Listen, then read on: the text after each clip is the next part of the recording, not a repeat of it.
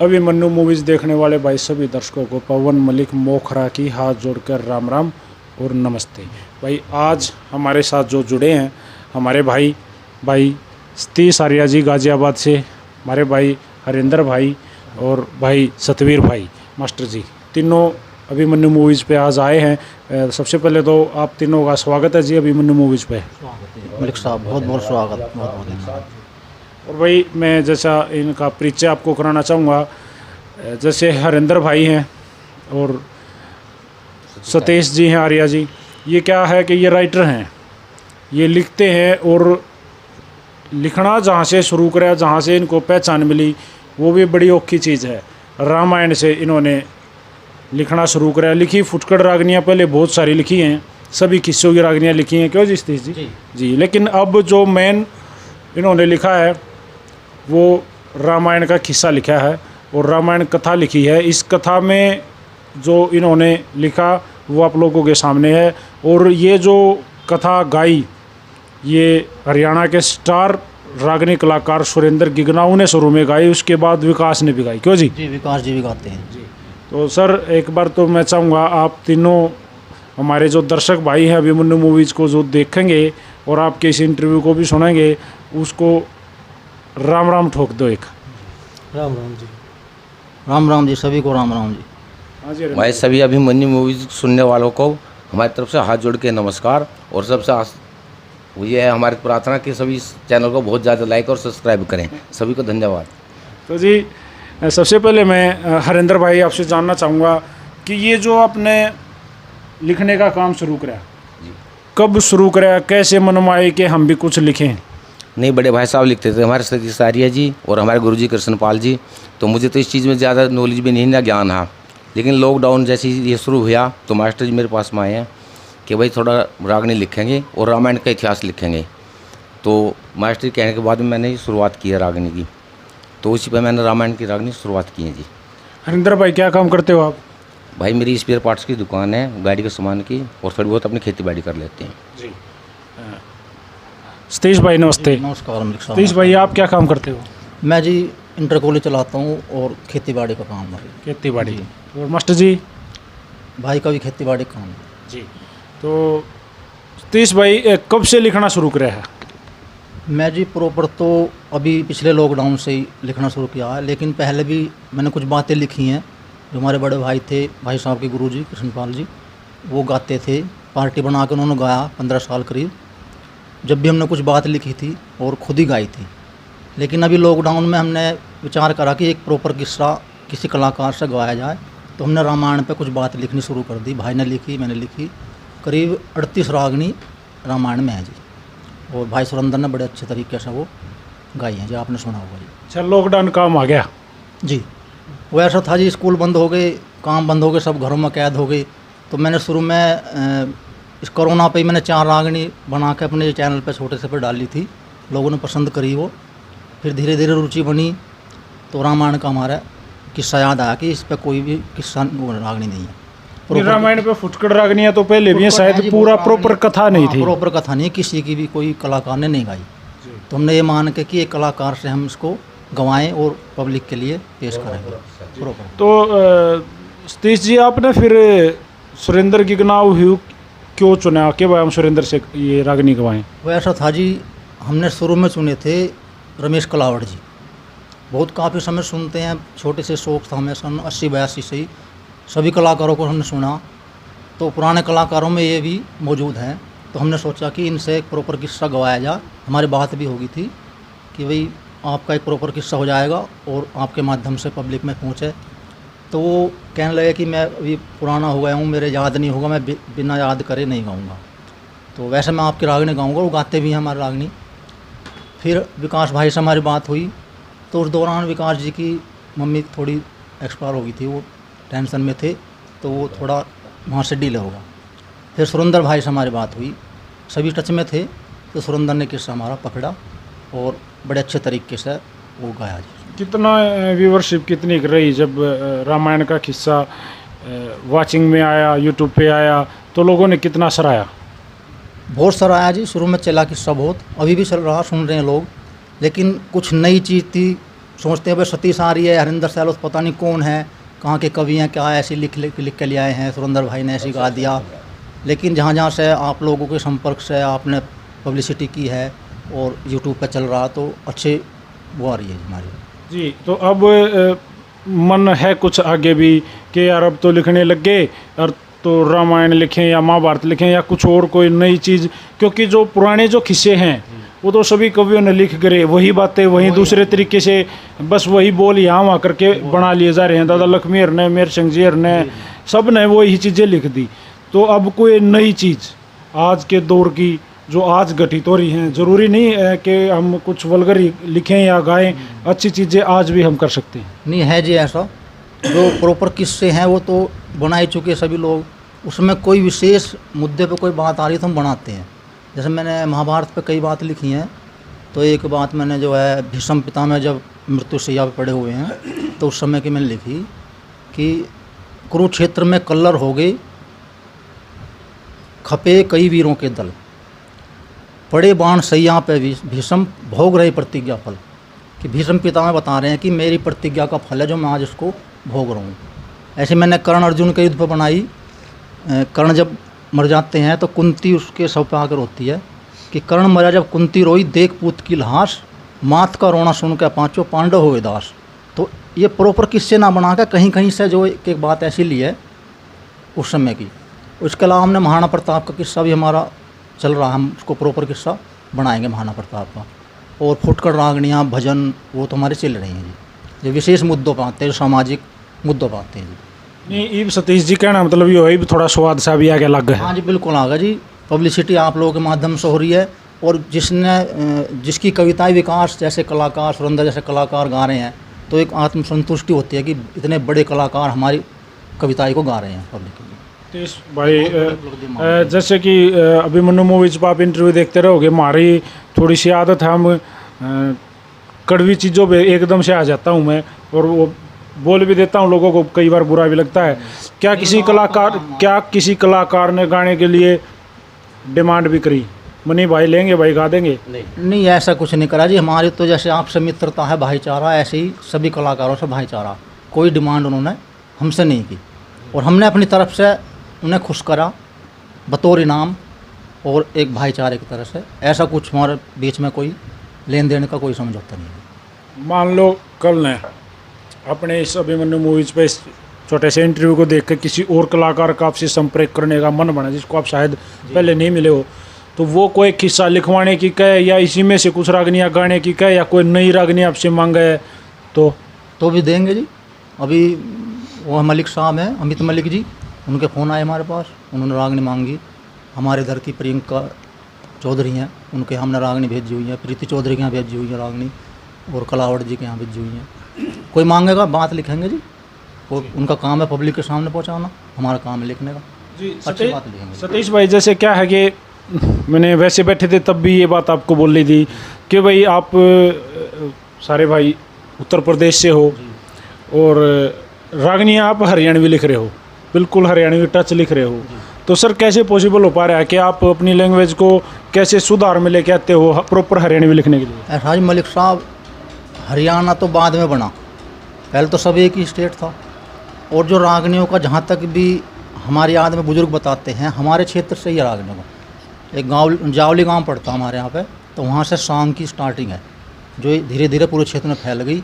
और हरियाणा स्टेट बनने के बाद वो हरियाणवी कहलाने लगे, और यूपी के बाद यूपी कहलाने लगे, लेकिन सब चीज़ वही है।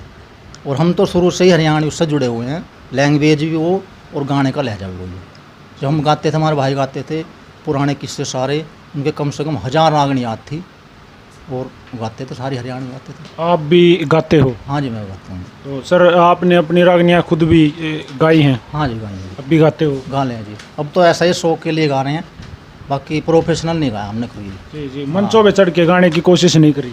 नहीं, मंचों पे 2-4 बात ऐसी बोल दे, जब भाई गा रहे हैं, कोई गांव में पार्टी आई या गांव में कोई फंक्शन है, गांव वाले गवाने ले वही रागनी गा दे, भाई ऐसे ही अपना गाते हैं। फिर आज भी एक मंच है, सारे भाई बैठे हैं, तो एक कोई आपके किस्से की, रामायण के किस्से की एक कली और एक टेक, तो आखिरी वाली कली और टेक तो ज़रूर सुना दो। बिल्कुल सुना देंगे जी। रामायण में जो शुरू की बात है जी, बिल्कुल स्टार्टिंग से किस्सा सुंदर भाई ने बड़े अच्छे तरीके से स्टार्टिंग करी है उस किस्से की, राम का जन्म और उनके बारे में कि कैसे कैसे पुत्र हुए, कैसे उनको पुत्र प्राप्ति हुई।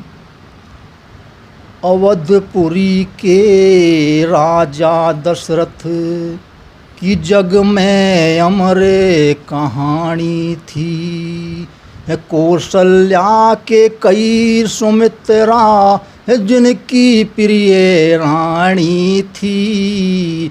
अवधपुरी के राजा दशरथ यश वैभव रही फैल कीर्ति, जाने दुनिया सारी। ना कोई फूल खिला गुलशन में, दुख तन पे मोटा भारी। पुत्र कामना कैसे पूरी हो, या है चिंता खारी। गुरु वशिष्ठ से विनती करते, चिंता मेटो मारी। पुत्र कामना यज्ञ करवाओ, यही गुरु की वाणी थी। कौशल्या के कई सुमित्रा जिनकी प्रिय रानी थी। इसमें पूरा परिचय है जी इनका जी। हाँ, लास्ट में ये विश्वामित्र के आश्रम पर चले जाते हैं। असुरों का आतंक देख के विश्वामित्र घबराए, कैसे होगा अंत असुरों का सोचन लगे उपाय। दशरथ के द्वारे पे ऋषि लेन राम ने आए। राम लखन दिए भेज साथ में, ऋषियों के कष्ट मिटाए।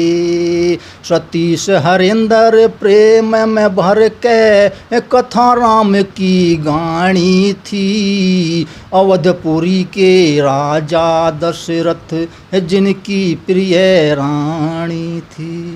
जी, बहुत ज़बरदस्त गाई भी भाई साहब ने, और लिखी तो जैसे इनकी मैंने पूरी कथा सुनी है जो इन्होंने लिख रखी है, वो तो माइंड ब्लोइंग बहुत ज़बरदस्त लिख रखी है, कोई कमी नहीं रह रही और रोज़ रोज़ सुधार आने लग रहा है, क्योंकि एक्सपीरियंस बोल लगा। डेली नई चीज़ें लिखेंगे तो ध्यान में वही बातें रहेंगी। नहीं निकल के आएंगे। हाँ जी, नई बातें निकल के आएंगी, कमी भी दूर होती हैं और कमी थोड़ा भी सा दूर होगी।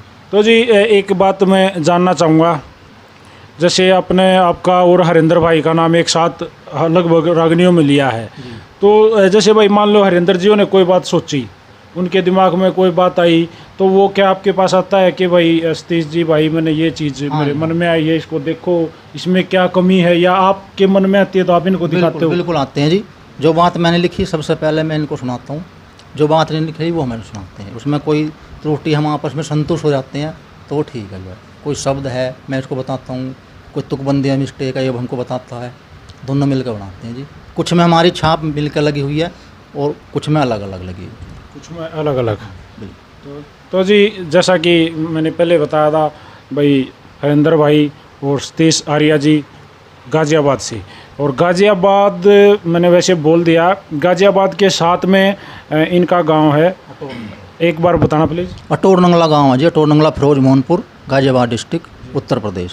सतीश भाई मैं चाहूँगा एक बार आप दोनों अपना मोबाइल नंबर शेयर करो हमारे दर्शकों के साथ, क्योंकि कोई भी कोडे पर भी आपसे कॉल कर सका है, तो प्लीज़। वैसे हमारा नंबर हमारे रागड़ियों में भी स्क्रीन पर चलता है जी, वैसे भी बोल देता हूँ 9958 30 59 65, ये मेरा पर्सनल नंबर है जी। और हरिंदर भाई का नंबर बता दीजिए। हाँ जी हरिंदर जी। 8826 75292। जी, तो मैं एक बात जैसे जानना चाहूँगा हरिंदर भाई कि भाई कोई भी नए मुद्दे पे अगर रागनी लिखवाना चाहे तो, क्योंकि ये एक फोकस की चीज़ है, आपने उस पर ध्यान देना पड़ा है, कई अपने ज़रूरी काम छोड़ने पड़े हैं। अब मान लो बाकी से कि हाँ बरली बा ठीक है मैं एक रागनी लिखूँगा आपके लिए, और वो उस मैटर पे आपने रिसर्च भी करना पड़ा है, तो इतना टाइम निकाल पाओगे? कोई आपके पास कॉल कराए, कोई मैटर बतावे? नहीं देखो मलिक साहब, रागनी लिखना तो ये है जब आपके अंदर से भाव निकलेंगे और जिस विषय पे निकलेंगे उसका आपको अध्ययन तो करना पड़ेगा, उसी अध्ययन पे हम रागनी लिखते हैं। और रही विषय की बात, एक विषय तो पहले सोच लेना होता है कि भाई इस पर मुझे लिखना है, तो जिस विषय पर लिखना है उस विषय को पूरा फोकस करते हैं अपने अंदर, और उसका अध्ययन करके जब भी रागनी लिखी जाती है जी, और तभी लिखता हूँ मैं तो। हाँ जी, आर्य जी जी क्या भाई कोई भाई डिमांड कर भी दे ये चीज़ लिख के दो तो हाँ जी, बिल्कुल लिख देंगे जी। तैयार हो? हाँ बिल्कुल जी, तो जी उसके लिए टाइम निकाल लेंगे और जो टॉपिक देंगे उसको सोचेंगे, टाइम लेंगे उनसे। इतने बड़े तो हम कभी नहीं हैं, लेकिन थोड़ा टाइम लेकर उसको पूरा कर देंगे। अभी प्रदीप भाई ने हमसे 10 रागनी मांगी थी कि मैं रिकॉर्ड कराऊंगा, वो हमने 5 रागनी तैयार करके दे दी उनको, और 2 सॉन्ग मांगे थे होली पे और एक और था सावन पे, वो मैंने लिख कर उनको दे दिए और उन्हें रिकॉर्ड कराएंगे। जी सतीश भाई, आपका भी कोई फेवरेट राइटर है? आप भी किसी की मतलब लिखाई पसंद करते हो? है कोई हरियाणवी राइटर या जो रागनियाँ लिखता है तो आपको अच्छा लगता है? देखो जी, हमने बहुत दिन से शौक है गाने का, और कोई भी कलाकार नहीं छोड़ा जिसका हमने नहीं सुना। हमारे गांव में सभी कलाकार कई बार पहुँचे हुए हैं, कंपटीशन भी कराते थे गांव में, अब तो कम जाते हैं। और कोई भी कवि जिसकी कविताएं हमने ना सुनी हुई, लेकिन जो दिल को छू गई।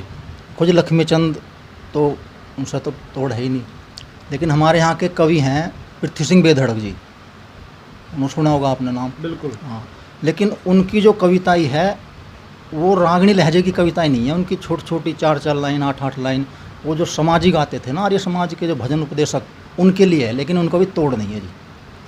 और उनके बाद तो लक्ष्मी मेहर सिंह जी हैं, मांगेराम जी हैं, धनपत जी हैं, और लिखण में तो किसी ने कसर ना छोड़ रखी, सब ना अपने जो भी टॉपिक ले लो कहीं ना कहीं लिखा मिलेगा, कुछ छोड़ा नहीं है उन्होंने। क्या करें, आगे तक का लिख दिया, 100 साल आगे तक का लिख दिया।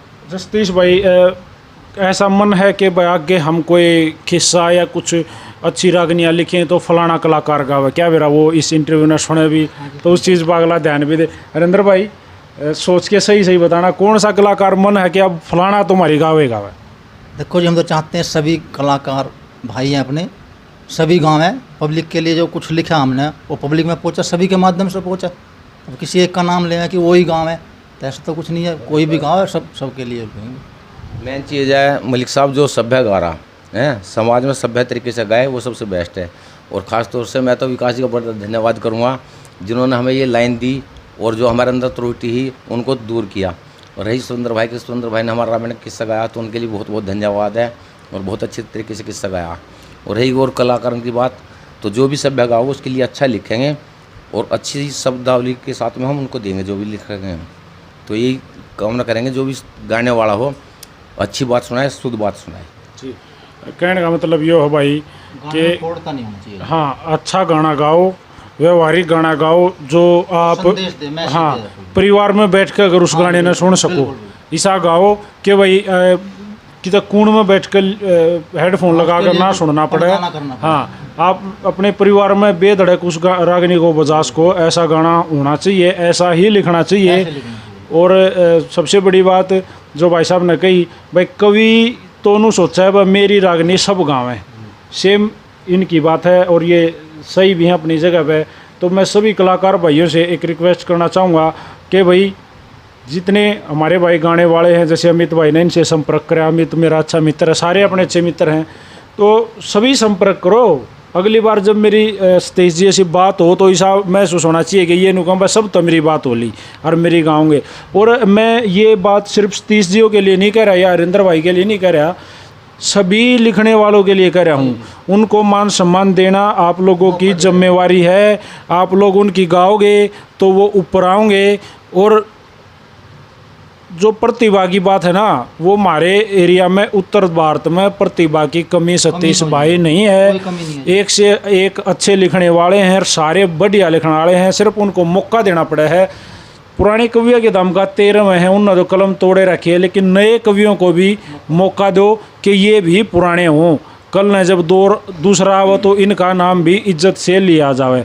तो आज हमारे साथ जुड़े थे मास्टर सतवीर जी और भाई सतीश आर्या जी और हरिंदर सैलोत जी। तो अब ये तीनों भाई आज हमारे साथ जुड़े और भाई हमने एक इस विषय पे बात करी। और विषय बहुत प्यारा भी है और गंभीर भी है। गंभीर इसलिए है क्योंकि जो हमारे कलाकार भाई हैं वो ज़्यादातर ये सोची जाओ कि भाई हम पुराने कवियों की गाओगे जब लोग सुनेंगे। सही बात है आपकी, लेकिन नए हैं वो भी कसर नहीं छोड़ रहे। प्लीज़ इनकी भी गाओ और इनको वो मान सम्मान दो जिसकी इन्हें ज़रूरत है। और आपने बेरा है कलाकार तो जी ताड़िया का भूखा हो है, नाम का बस उसका नाम लिया जावे, उसकी बातों पे उसका नाम आवे, तो ऐसा ही ज़रूरी है। और ऐसा ही क्या नाम मलिक साहब, अच्छी बातें कहीं से मिलो, उनको ज़्यादा से ज़्यादा समाज में दी जाए, अच्छी शिक्षा मिले, बच्चों में अच्छे संस्कार दिए जाएं। आजकल बच्चे छोटी छोटी वीडियो देखते हैं, छुप छुप कर देखते हैं और गंदे गाने सुनते हैं, फोड़ गाने सुनते हैं।